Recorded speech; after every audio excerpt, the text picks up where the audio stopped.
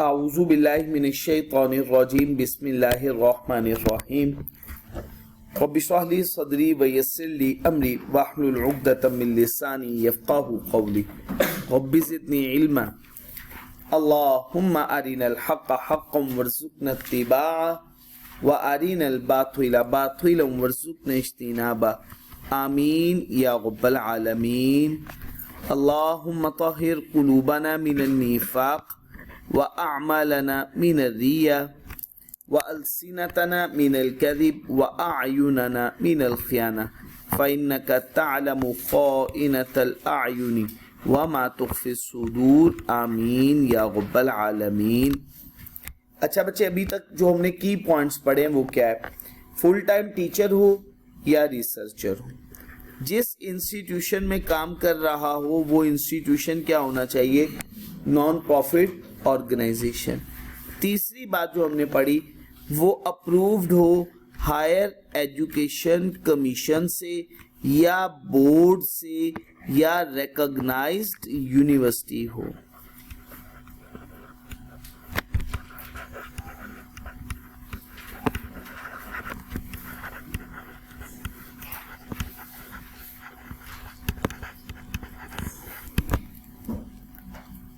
ठीक हो गया।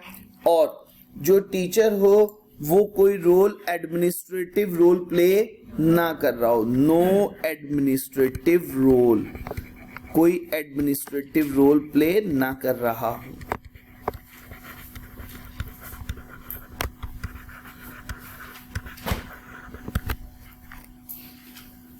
तो फिर बच्चे क्या होगा? उसको क्रेडिट कितना मिलेगा? 25% ऑफ किसका बच्चे? Tax liability. और वो लायबिलिटी किस पे कैलकुलेट होगी? On taxable salary income.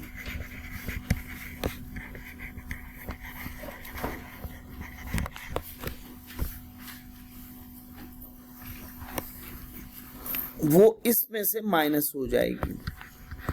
Minus होने के बाद ये फिगर यहां पे लिखी जाएगी।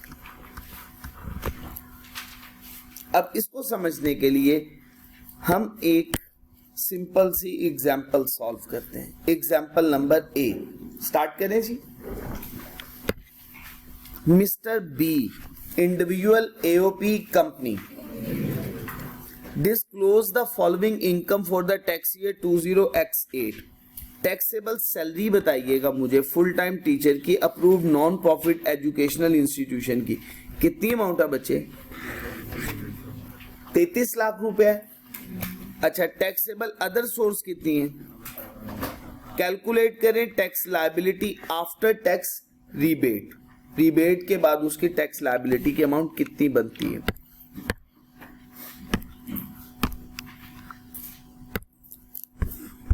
जी मैं वर्किंग करने लगा हूं। मिस्टर बी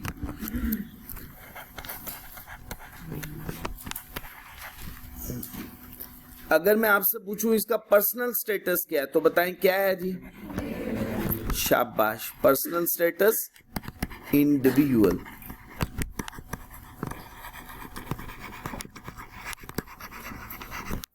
जी बच्चे नेक्स्ट रेजिडेंशियल स्टेटस।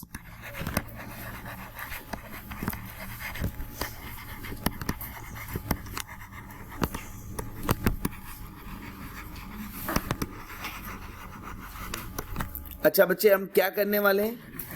कंप्यूटेशन किसकी?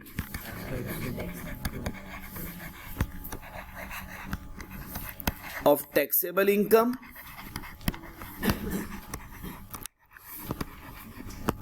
And tax liability. और बच्चे tax year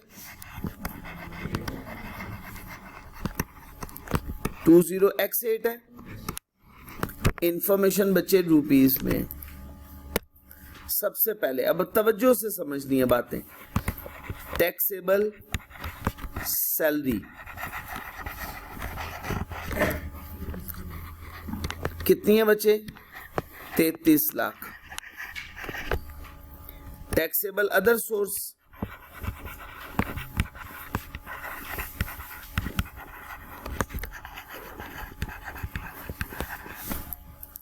other source of income कितनी है बच्चे? 5,50,000।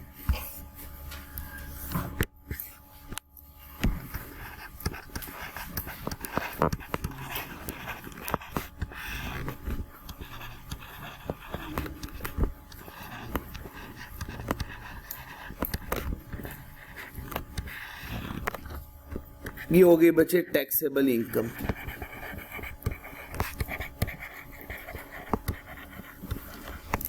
अब बच्चे हमने कैलकुलेट करनी है टैक्स लायबिलिटी।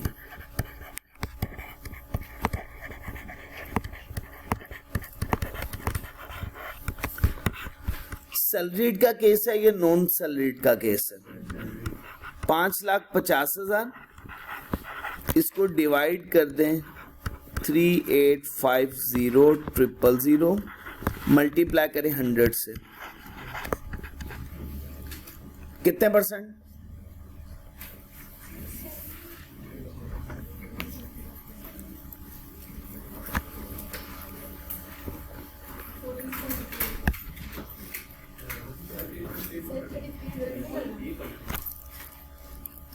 अच्छा, उसकी सैलरी की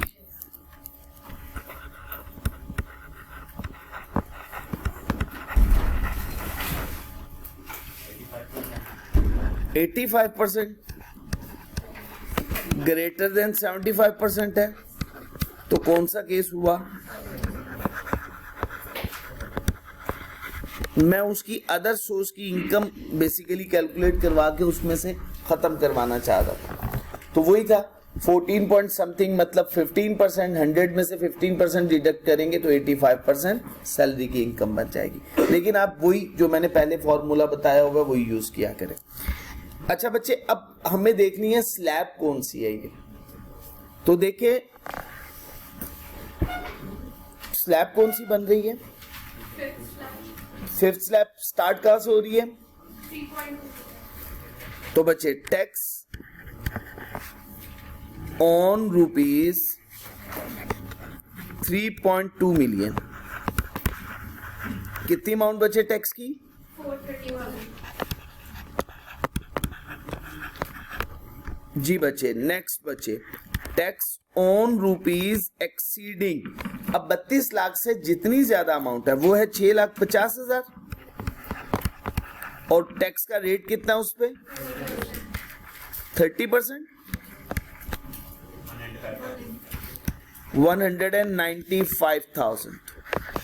जी बच्चे, इसका टोटल करें।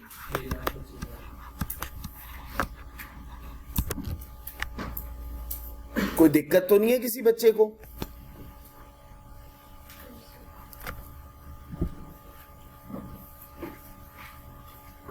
ठीक हो गया। अच्छा बच्चे, 625,000 टैक्स लायबिलिटी की अमाउंट हमने कैलकुलेट कर दी। अब इसमें से हमने लेस करना है।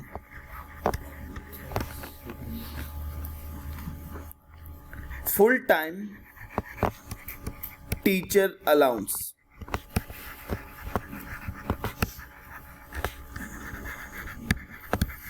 हम इसका डायरेक्ट 25% नहीं ले सकते। रीजन क्या है? उसने कहा था 25% टैक्स लायबिलिटी, और वो टैक्स लायबिलिटी कैलकुलेट हुई हो टैक्सेबल सैलरी इनकम पे से। अब हमें वर्किंग करनी है इसकी। हमें पहली वर्किंग करनी है, वर्किंग नंबर 1। हमें सबसे पहले तो उसकी टैक्सेबल सैलरी लेनी है, सिर्फ टैक्सेबल सैलरी। टैक्सेबल सैलरी है इसकी बच्चे 33 लाख, ऐसे ही है। हमें इस पे टैक्स लायबिलिटी कैलकुलेट करनी है और इस पे सैलरीड का केस ही अप्लाई होगा ना। ये है इस सैलरी, तो सैलरीड का केस ही इस पे अप्लाई होना है। अगर हम स्लैब देखेंगे तो अगेन वही स्लैब बन रही है, 32 लाख से ज्यादा है, तो टैक्स ऑन रुपीज 32 लाख 4,30,000।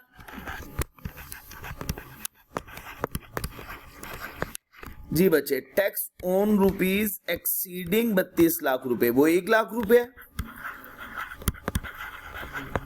और उस पे रेट होगा 30%, 30,000।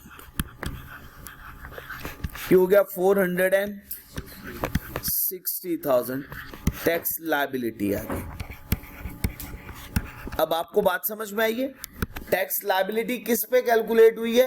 Taxable salary. Tax liability on the basis of taxable salary income, इसका 25%। तो इसका 25% हम कैलकुलेट कर लेते हैं। 460,000, इसका 25%।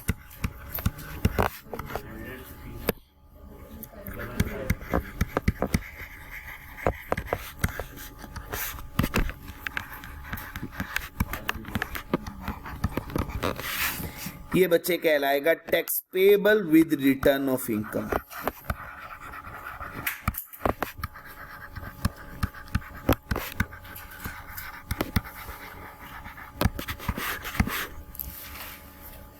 बच्चे बात समझा पाए हो?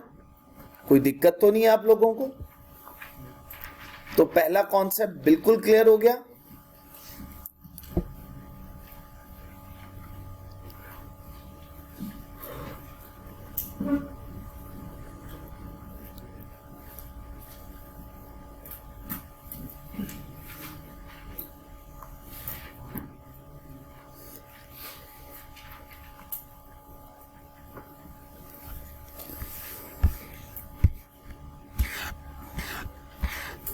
बच्चे आपका होमवर्क है एग्जाम्पल A2, नोट कर लीजिएगा।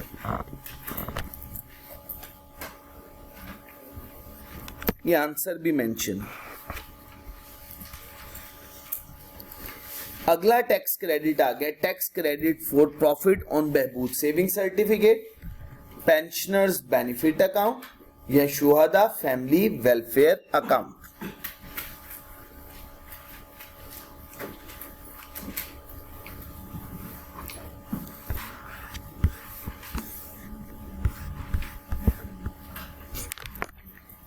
आपको याद होगा हमने एक कॉन्सेप्ट पढ़ा था प्रॉफिट ऑन डेट का। उसमें हमने दो बातें पहले पढ़ी थी। हमने कहा था फर्स्ट वन कंपनी का केस, फिर इंडिविजुअल या एओपी का केस। कंपनी के केस के लिए नॉर्मल टैक्स रेजीम और 29% रेट। इंडिविजुअल और एओपी के लिए हमने क्या बात बोली? हमने कहा अगर profit on date does not exceed 5 million तो फिर सेपरेट ब्लॉक ऑफ इनकम और रेट कितना होगा। और अगर एक्सीड्स 5 मिलियन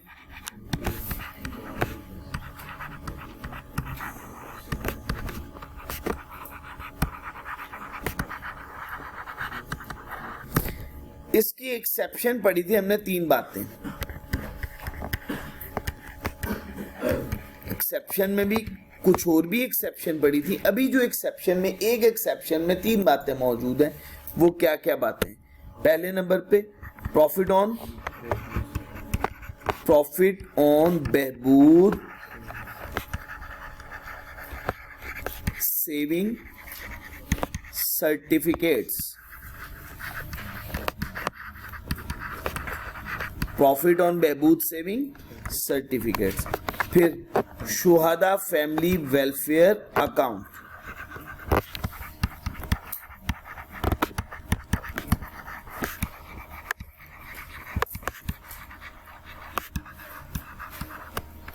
उसके बाद इसके लिए पेंशनर्स बेनिफिट अकाउंट।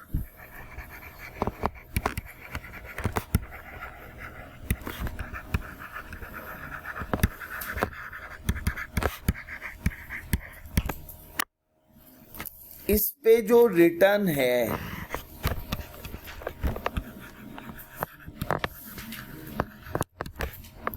उस पे tax does not exceed at the rate of 5%। अगर हुआ, जितना एक्सेस होगा वो टैक्स क्रेडिट बन जाएगा।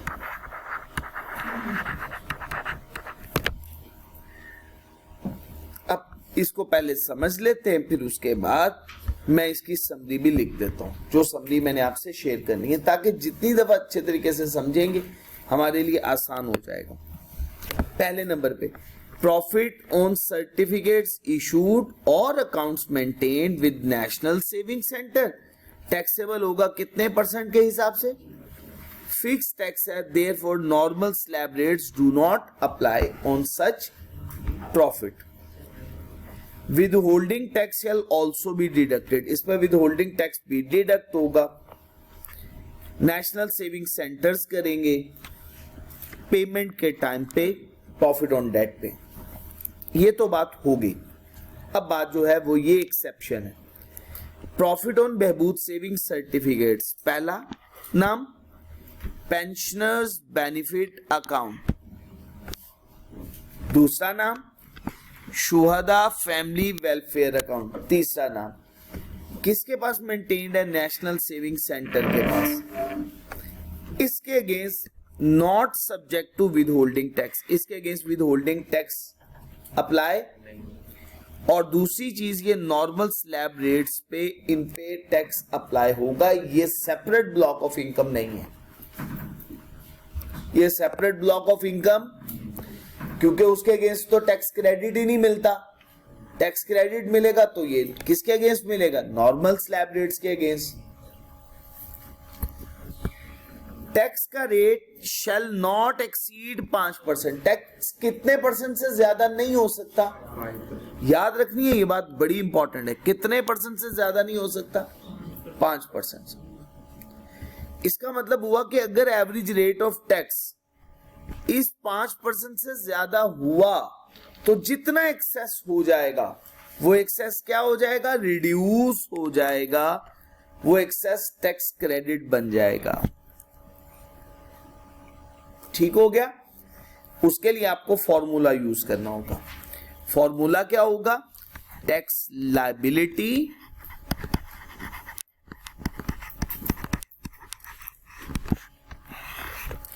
Over taxable income.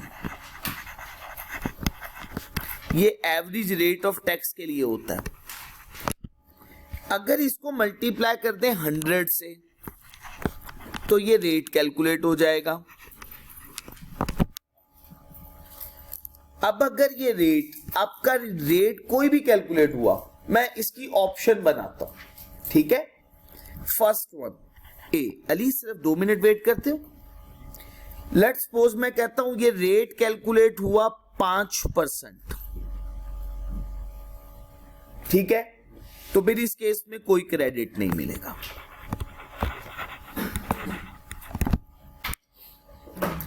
या ये रेट कैलकुलेट हुआ लेस देन 5%, 5% हो या लेस देन 5% हो, तो फिर कोई क्रेडिट नहीं मिलेगा। ठीक है जी? दूसरी ऑप्शन, अगर रेट ग्रेटर देन 5% है, लेट्स सपोज मैं कहता हूं रेट है 7%, तो आपने इसमें से कितने परसेंट माइनस कर देना है? बाकी कितने परसेंट रह गया? वो 2% आपने मल्टीप्लाई करना है टैक्सेबल इनकम से।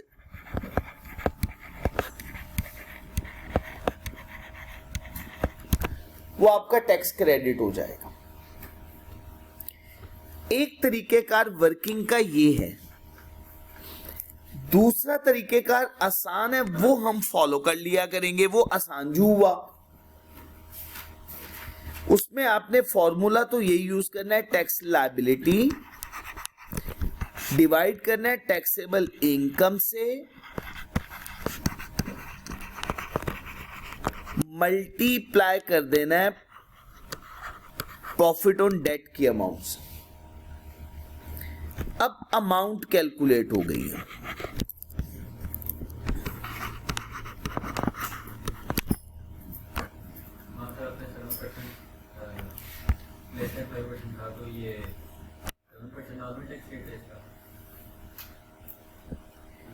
ये रेट इससे कैलकुलेट हुआ ना, इस फॉर्मूले के तहत।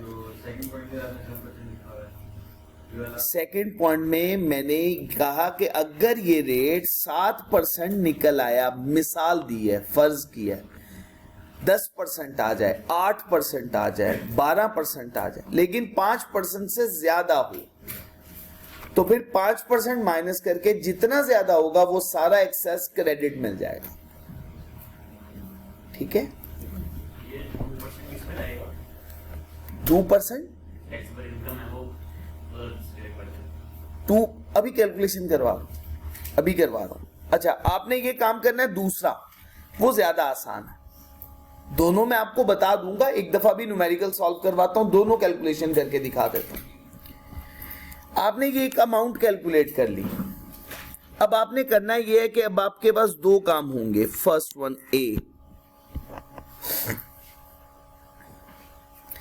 एक तो अमाउंट आपने जो कैलकुलेट कर रखी है वो ये है। दूसरा आपने करना ये है कि प्रॉफिट ऑन डेट की अमाउंट मल्टीप्लाई, आपने कर देना है इसको profit on debt. Basically taxable income जो मैं वर्ड यूज कर रहा हूं वो प्रॉफिट ऑन डेट के लिए है। प्रॉफिट ऑन डेट, ये पूरी टैक्सेबल इनकम की अमाउंट नहीं है कि आप ये समझ लेंगे ये पूरी टैक्सेबल इनकम ले लूं मैं। ये प्रॉफिट ऑन डेट की अमाउंट की बात कर रहे हैं, क्योंकि ये टैक्स क्रेडिट सिर्फ और सिर्फ प्रॉफिट ऑन डेट की अमाउंट पे मिल रहा है कि प्रॉफिट ऑन डेट की अमाउंट 5% से ज्यादा नहीं हो सकती टैक्स। अच्छा, अब प्रॉफिट ऑन डेट की अमाउंट पे आपने रेट अप्लाई करना है 5%। वो एक दूसरी अमाउंट आपके पास कैलकुलेट हो गई। अब कितनी अमाउंट्स आपके पास मौजूद है? दो। एक अमाउंट आपके पास ये वाली है और एक अमाउंट आपके पास ये वाली है। अच्छा, मैं अगर इसका कोई नाम ना रखूं, मैं इसको बोल दूं ये ए अमाउंट हो गई कैलकुलेट, ये अमाउंट हो गई बी कैलकुलेट। आपने ए में से बी को डिडक्ट कर देना। जितना डिफरेंस आए, अगर तो ये डिफरेंस पॉजिटिव में है तो वो टैक्स क्रेडिट अलाउ हो जाएगा, और अगर डिफरेंस ना आए या नेगेटिव में आए तो इसका मतलब है पहले ही अमाउंट टैक्स की कम है, तो कोई भी क्रेडिट अलाउ नहीं होगा। तो ये अमाउंट जितनी भी टैक्स क्रेडिट की बनेगी वो इस तरह से कैलकुलेट होगी। अभी मैं कैलकुलेशन से दोनों कैलकुलेशन समझाता हूं बड़े सिंपल वे में। अब आप लोगों ने कैलकुलेट मेरे साथ साथ नहीं करना, आप लोगों को बस मेरे साथ मदद करनी है कैलकुलेशन करवाते हुए। क्वेश्चन पढ़ता हूं। मिस्टर ई डिस्क्लोज कर रहा है फॉलोइंग इनकम टैक्स ईयर 2008 की। बिजनेस की इनकम है 9 लाख रुपया, profit on Behbood saving certificate है 10 लाख रुपया। ये दो इंफॉर्मेशन है। बिजनेस की income 9 lakh, profit on Behbood saving certificate 10 lakh. कोई मुश्किल बात तो नहीं है बच्चे? ये मैं यहां पे वर्किंग कर रहा हूं, B1 की वर्किंग कर रहा हूं। मैं ऊपर नाम वगैरह कुछ नहीं लिख रहा हूं, कोई दिक्कत तो नहीं होगी। सबसे पहले बच्चे इनकम फ्रॉम बिजनेस कितनी अमाउंट है बच्चे?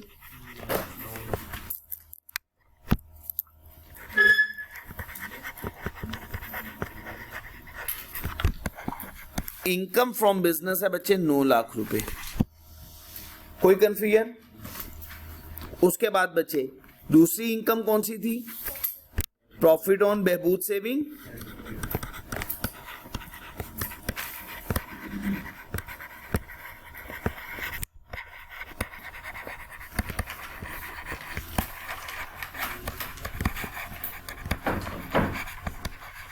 उसकी अमाउंट है बच्चे 10 लाख।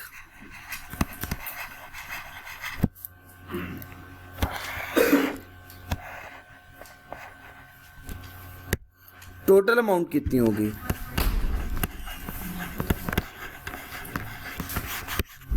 ये कौन सी अमाउंट कहलाई?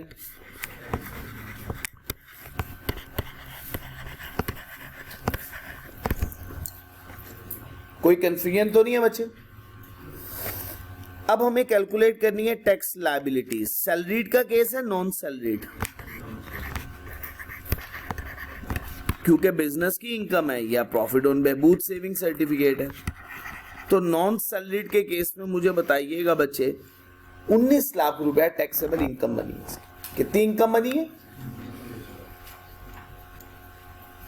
ठीक हो गया? कोई कंफ्यूजन? सब बातें क्लियर हैं?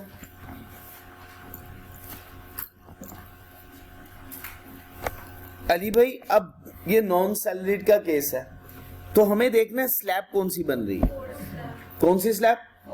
फोर्थ। स्टार्ट कहां से हो रही है? तो tax on rupees 1.6 million, 16 lakh रुपए। कितना टैक्स है? 170,000। कोई कंफ्यूजन? उसके बाद tax on rupees exceeding 16 lakh से जितना भी ज्यादा है, वो कितनी अमाउंट है बच्चे? 3 लाख। रेट कितना है? At the rate of 30%, 90,000। 2,60,000। अब यहां से आगे दो वर्किंग के स्टाइल है, मैं दोनों करूंगा एक एक करके। पहले मैं एक स्टाइल करने लगा, रेट वाला करता हूं अभी मैं। कौन सा करने लगा हूं? रेट वाला। अब मुझे टैक्स क्रेडिट कैलकुलेट करना है बच्चे, या रिबेट कैलकुलेट करनी है।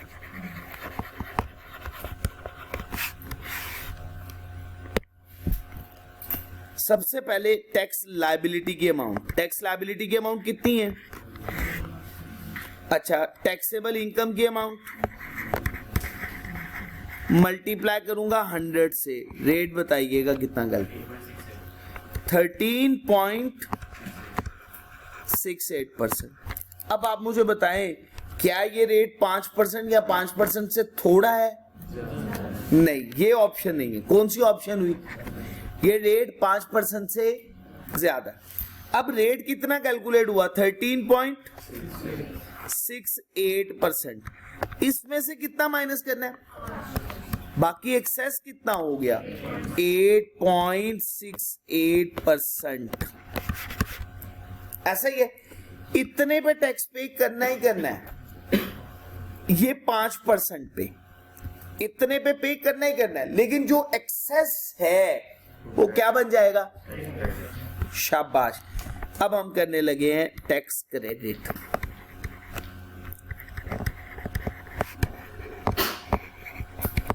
वो किस तरह से हमने कैलकुलेट किया? हमने कहा प्रॉफिट ऑन डेट की फिगर कितनी है? 10 लाख। वो टैक्सेबल इनकम उसकी वही है ना, मल्टीप्लाई कर दो 13.68% माइनस 5%। क्या अमाउंट बनती है? 86800। बचे वो इसमें से माइनस कर दो।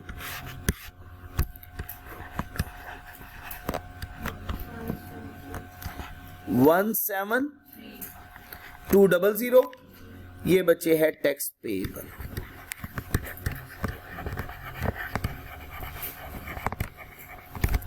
बताएं, पहला तरीका समझ में आ गया? ये है एक तरीका। अब आप लोग नोट नहीं कर रहे हैं, मैं दूसरा तरीका भी बिल्कुल सामने करूंगा इसके।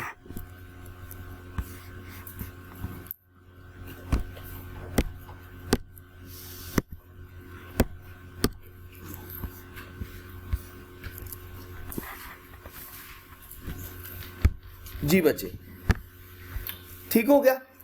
अब ये बिल्कुल इसके सामने, ताकि आपको समझा सकूं। अब मैं वर्किंग करने वाला हूं टैक्स क्रेडिट की। जो मैं कहूंगा आप फॉलो किया करें।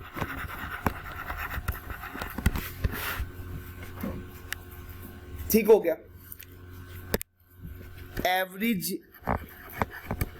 Tax on profit on Behbood saving certificate बताइएगा। 2 लाख डिवाइड कर दें इसको, कितनी है टोटल इनकम? 1.9 मिलियन। ये हो गई। इसको मल्टीप्लाई करना है। Profit on Behbood saving certificate कितना है? 10 लाख। बताएं कितनी अमाउंट? इस 2,60,000 में कितना टैक्स शामिल है जो प्रॉफिट ऑन डेट पे बनता है? एट एवरेज रेट वो इतना बनता है। अब इसमें से जो टैक्स, मैक्सिमम टैक्स हमने पे करना था वो तो सिर्फ 5% के हिसाब से पे करना था, इससे ज्यादा तो नहीं देना था, तो वो 5% रेट अप्लाई करें। वो कितना बना? 50,000। वो इसमें से माइनस किया,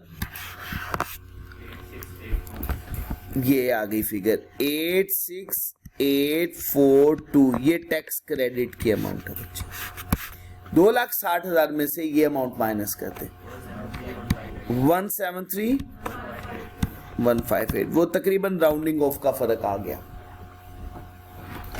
दोनों में से आपके पास ये ऑप्शन मौजूद है, कोई बात नहीं, बड़ा नहीं, दोनों में से ये आपके पास ऑप्शन मौजूद है, जो भी चाहे आप कर सकते हैं, जो आपको आसान है, दोनों इक्वली गुड। मैं आपको कहूंगा ये प्रेफर कर लीजिए। ठीक हो गया, समझ में आ गई? एक में हमने क्या कैलकुलेट कर लिया? रेट ही कैलकुलेट कर लिया कि एवरेज रेट क्या बन रहा है, और उसने क्या कहा था? मैक्सिमम कितना रेट आप चार्ज करेंगे, उससे ज्यादा तो जितना एक्सेस हो जाएगा वो क्या बन जाएगा। ठीक हो गया, यहां तक कोई दिक्कत तो नहीं। अब इसको हम लिख दें यहां पे, दूसरा रिबेट।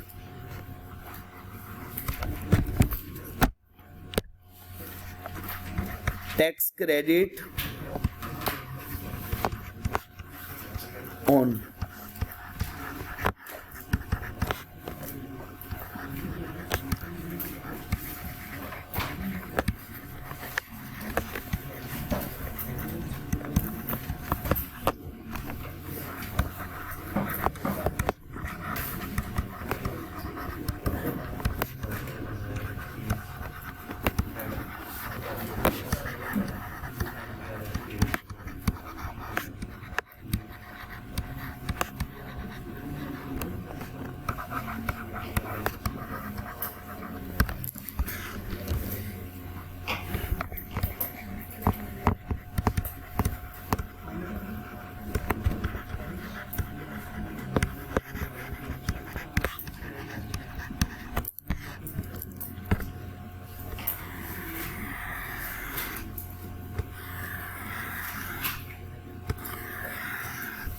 जी बच्चे, tax credit on profit on Behbood saving certificate, Shuhada family welfare account और pensioners benefit account. Tax rate shall not exceed 5%, यही है जी। Excess shall be deducted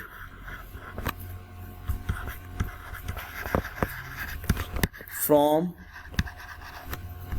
tax liability। दूसरे नंबर पे इस पे विद होल्डिंग टैक्स नहीं होता।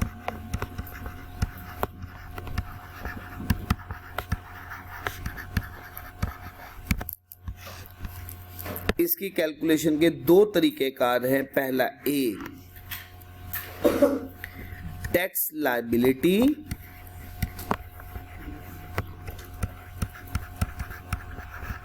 Over taxable income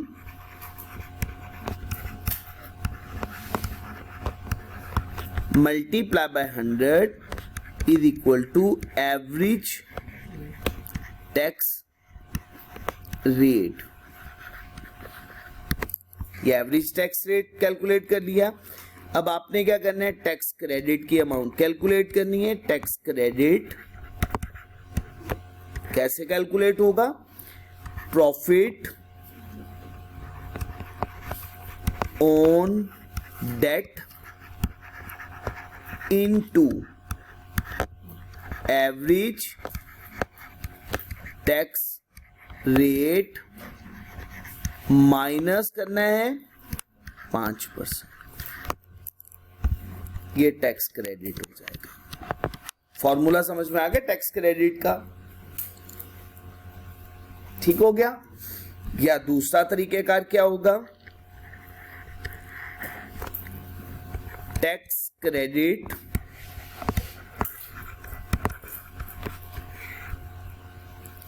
tax liability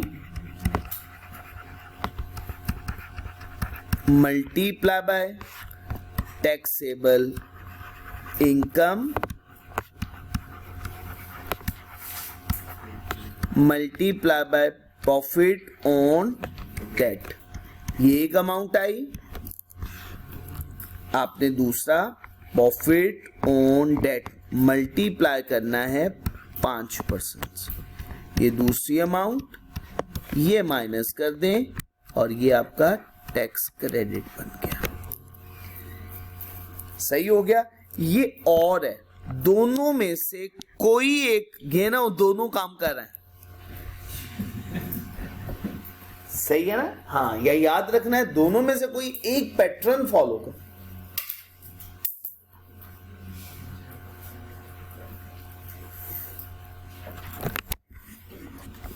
अब आसान हो गई ये बात, एक दफा समझ लिया, फिर उसके बाद आप लोगों के लिए नोट करना आसान हो गया। ये मैं समरी शेयर भी कर दूंगा आप लोगों के साथ, इंशाल्लाह आराम से समझ भी आ जाएगी।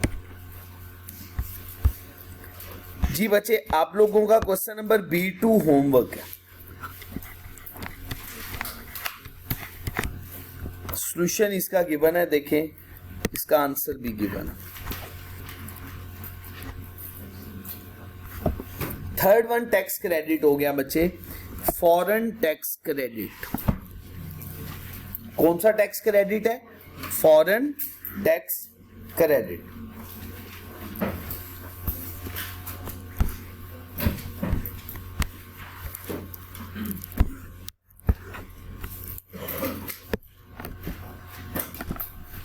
बच्चे आपको याद होगा, हमने कॉन्सेप्ट पढ़ा था पर्सन। हमने कहा था पर्सन दो तरह के होते हैं, एक होता है नॉन रेजिडेंट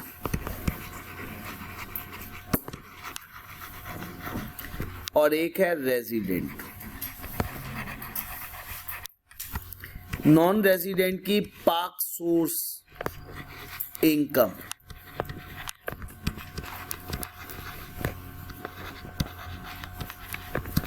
टैक्सेबल होगी, रेजिडेंट की पाक सोर्स टैक्सेबल होगी और फॉरेन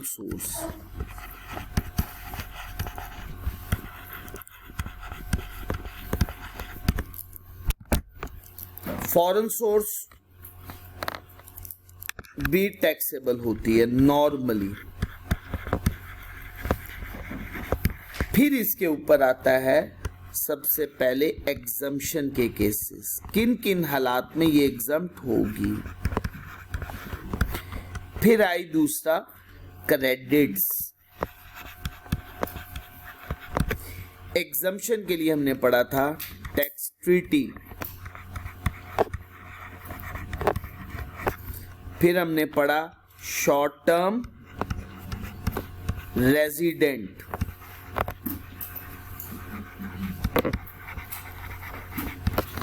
फिर हमने कॉन्सेप्ट पढ़ा था रिटर्निंग एक्सपेट्रिएट,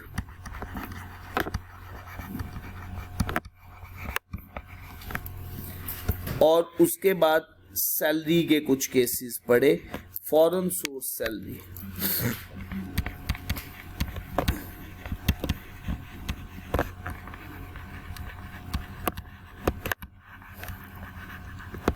इसके दो केसेस हमने पढ़े थे, याद है ना जी आपको? तो ये बातें अब आपके सामने फ्लो में पूरी की पूरी बातें होंगी। आज हम पढ़ने वाले हैं कि अगर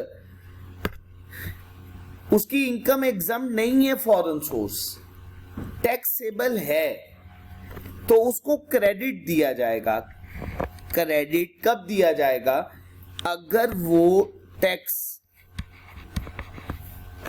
पे कर चुका है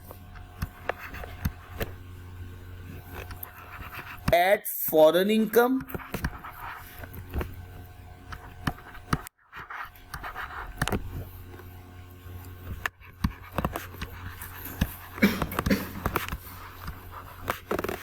at foreign country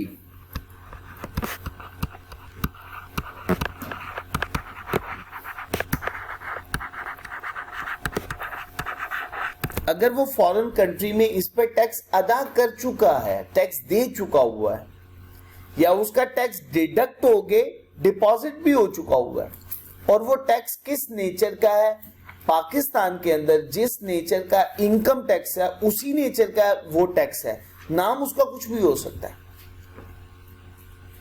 ठीक है।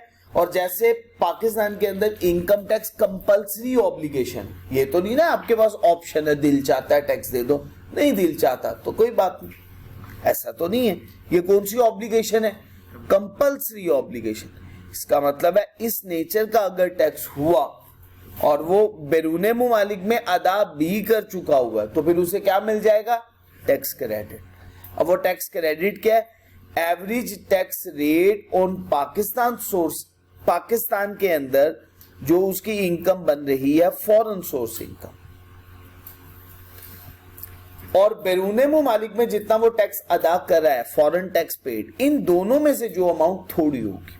अभी मैं लिखता हूं, पहले समझा देता हूं ताकि मैं फिर वहीं पे शीट पे लिखूंगा एक दफा ही, पहले इसको समझ लें।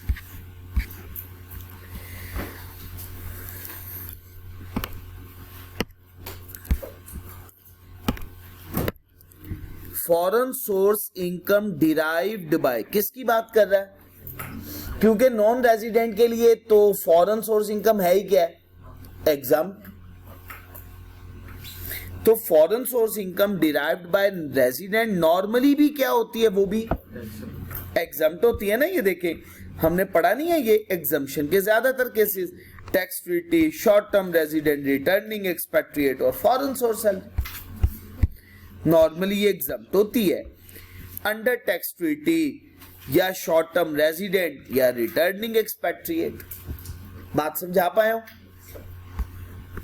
मगर फॉरेन सोर्स इनकम कुछ हालात में टैक्सेबल भी हो सकती है, बावजूद इस बात के tax payer has already paid income tax, कि वो टैक्स पेयर बैरूने मुमालिक में ऑलरेडी टैक्स अदा भी कर आया हुआ है, फिर भी टैक्सेबल है पाकिस्तान में in the foreign country, then the resident tax payer shall be allowed, फिर उस रेजिडेंट टैक्स पेयर को क्या अलाउ होना है, लेकिन याद रखना कंडीशन सबसे बड़ी क्या है, बैरूने मुमालिक में क्या जमा करवा दिया, वो फॉरेन टैक्स इनकम टैक्स अदा हो चुका हुआ in respect of foreign income tax paid, और वो लोअर ऑफ होगा, यही बोला ना, विच एवर इज लोअर। बैरूने मुमालिक में जितना इनकम टैक्स अदा किया, दूसरी बात पाकिस्तान में tax payable in respect of foreign source income, और किस रेट से, एवरेज। इन दोनों में से जो अमाउंट कम बनेगी, ए या बी में से जो अमाउंट थोड़ी बनेगी, और एवरेज रेट का फॉर्मूला आपको पता है, tax liability over taxable income. ठीक होगा जी बच्चे, कोई दिक्कत तो नहीं है। पहले एग्जांपल कर ले, फिर उसके बाद अगली बात कर दूं। देखो जी, mister A tax year is as under, और टैक्स ईयर 2008 है, sorry tax year 2008। Pakistan source income salary कितनी है, 36 lakh, other source 20 lakh, foreign source business की इनकम कितनी है, और बैरूने मुमालिक में टैक्स कितना जमा करवाया, डाटा आप लोगों के पास मौजूद है ना। अब हमने कैलकुलेट करनी है टैक्स लायबिलिटी। कैलकुलेशन स्टार्ट करें।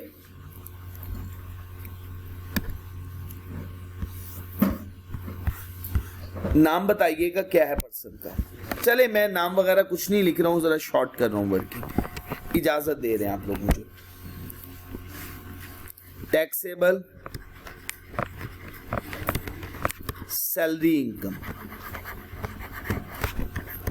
कंसंट्रेशन अपनी कॉन्सेप्ट को समझने पे रखिएगा।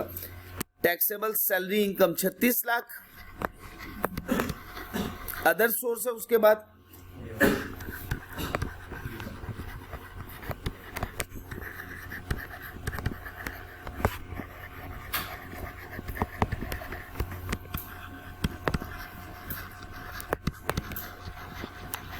उसके बाद बचे फॉरेन सोर्स इनकम,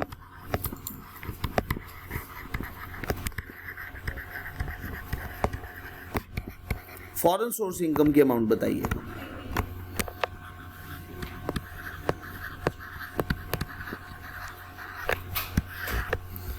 जी बच्चे, अब इसका टोटल कीजिएगा।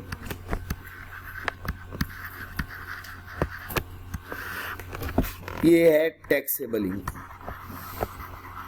किसी बच्चे को कोई कंफ्यूजन नहीं आता, क्लियर है बिल्कुल। अब बच्चे हमें कैलकुलेट करनी है टैक्स लायबिलिटी, और स्ट्रेट फॉरवर्ड है नॉन सैलरीड केस। कौन सा केस है? Non salaried case. अच्छा बच्चे, नॉन सैलरीड का केस है तो सबसे पहले स्लैब बताइएगा, कौन सी स्लैब है? स्टार्ट कहां से हो रही है? Tax on rupees 5.6 million. कितनी अमाउंट?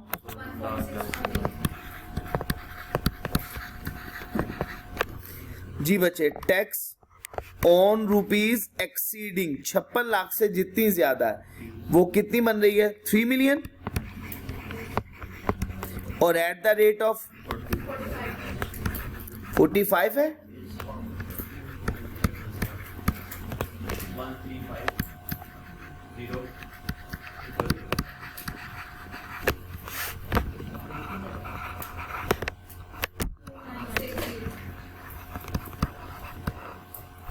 जी बच्चे, ये टैक्स लायबिलिटी की अमाउंट हमने कैलकुलेट कर दी। कोई दिक्कत तो नहीं है बच्चे?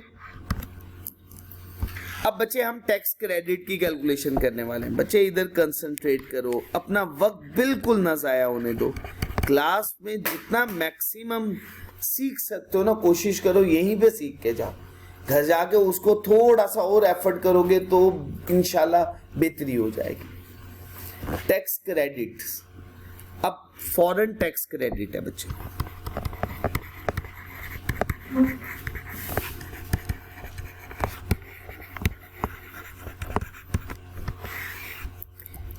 सबसे पहले नंबर पे Pakistan average tax on foreign source income.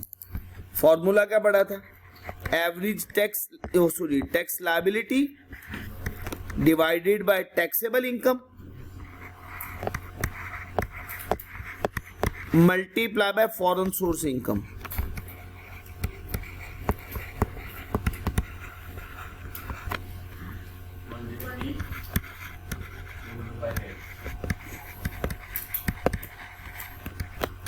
अच्छा बच्चे, अब फॉरेन टैक्स पेड जो बैरून मुमालिक में टैक्स अदा किया वो 6 लाख है।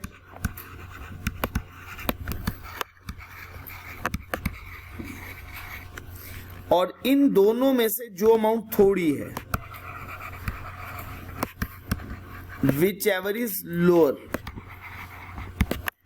वो 6 लाख ही है।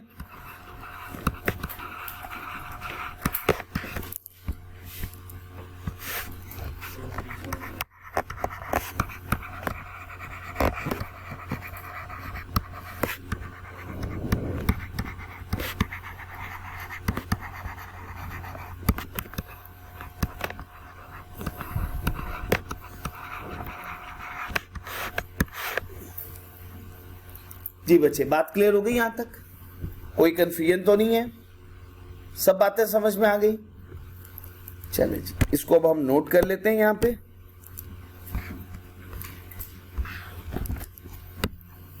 थर्ड वन बच्चे, कौन सा कॉन्सेप्ट पढ़ा? फॉरेन टैक्स क्रेडिट्स का।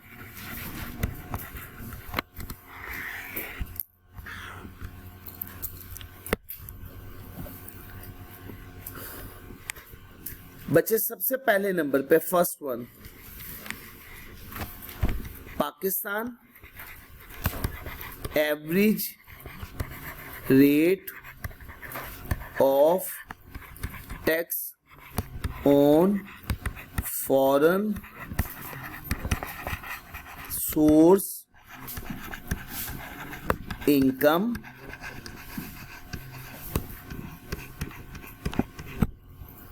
और दूसरा वो कैसे कैलकुलेट करना है, tax liability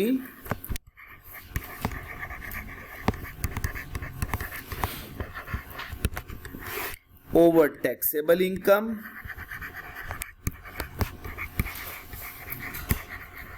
multiply bye foreign income.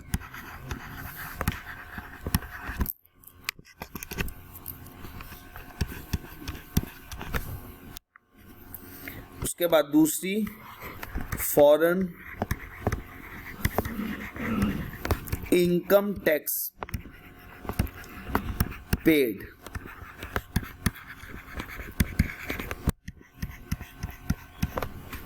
इन दोनों में से जो अमाउंट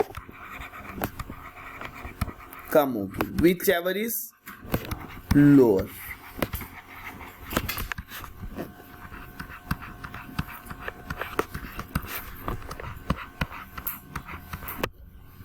ठीक हो गया जी बच्चे यहां तक? होमवर्क नोट कीजिएगा बच्चे। C1 मैंने आपको करवा दिया, C2 आपका होमवर्क है बच्चे।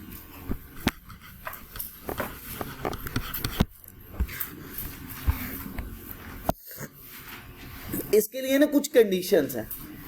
फॉरेन इनकम टैक्स अदा होना चाहिए बैरूने मुमालिक में कितनी देर के अंदर अंदर, किस टैक्स ईयर के, उस टैक्स ईयर के एंड के, जिस टैक्स ईयर में ये टैक्स बना उसके 2 साल के अंदर अंदर ये टैक्स पे होना चाहिए, ताकि जिसमें आप क्रेडिट ले रहे हैं उसके 2 साल के अंदर अंदर ये टैक्स अदा हो चुका हो। अगर ये 2 साल के अंदर अंदर अदा ना हुआ तो जो टैक्स क्रेडिट आपने अलाउ करवाया हुआ होगा पाकिस्तान में वो रिवर्ट हो जाएगा और वो टैक्स पेएबल बन जाएगा उतनी अमाउंट से जितने का आपने क्रेडिट लिया हुआ होगा। अच्छा, इसके अलावा जो बैरूने मुमालिक में इंपोज हो रहा है फॉरेन इनकम पे, वो फॉरेन इनकम टैक्स ही होना चाहिए, नाम उसका कुछ भी हो सकता है। कहता है ये कंडीशन कैसे मुतमईन होगी, लेवी टैक्स हो और सब्सटेंशियली इक्वलेंट हो।